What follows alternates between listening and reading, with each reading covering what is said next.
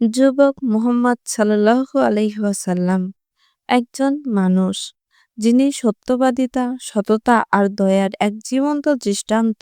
যখন চারপাশে ছিল অন্ধকার, অন্যায় আর মূর্তি পূজা, তখন এই যুবক হয়ে উঠেছিলেন আলোর এক নীরব দীপ্তি। চলো আজ শুনি সেই অজানা যৌবনের কাহিনী, যেখানে আছে ব্যবসা, ভালোবাসা এবং ন্যায় প্রতিষ্ঠার লড়াই। নবুয়তের আগের মুহাম্মদ সাল্লাল্লাহু আলাইহি ওয়াসাল্লাম কেমন ছিলেন, চলো আজ জেনে নেই। যুবক মুহাম্মদ সাল্লাল্লাহু আলাইহি ওয়াসাল্লাম তিনি তখন ২০ এর ঘরে। যখন অনেকেই বিপথে যায়, তখন তিনি ছিলেন আল্লাহর পথে, সততা, ন্যায়ের আর দয়ার প্রতীক। মক্কা শহরে তখন ব্যবসা ছিল বড় পেশা। নবীজি সাল্লাল্লাহু আলাইহি ওয়াসাল্লাম তার চাচা আবু তালিবের সাথে ব্যবসায় অংশ নিতে থাকেন। তিনি কখনোই কারো হক নষ্ট করতেন না, ঠকাতেন না, বরং গরিবদের পাশে দাঁড়াতেন। এই গুণগুলোর জন্য তিনি পরিচিত হন আল আমিন নামে, বিশ্বাসযোগ্য, যিনি কখনো মিথ্যা বলেন না।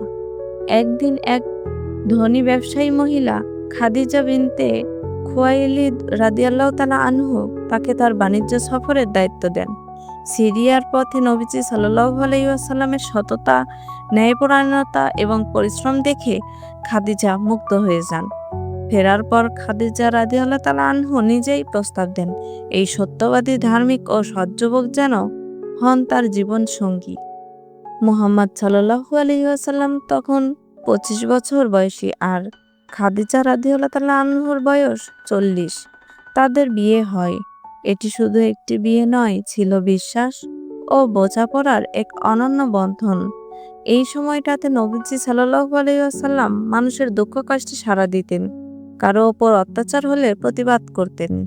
মক্কার কিছু সৎ লোকদের নিয়ে তিনি অংশ নেন হিলফুল ফুজুল নামক একটি ন্যায় বিচার প্রতিষ্ঠাকারী সংগঠনে।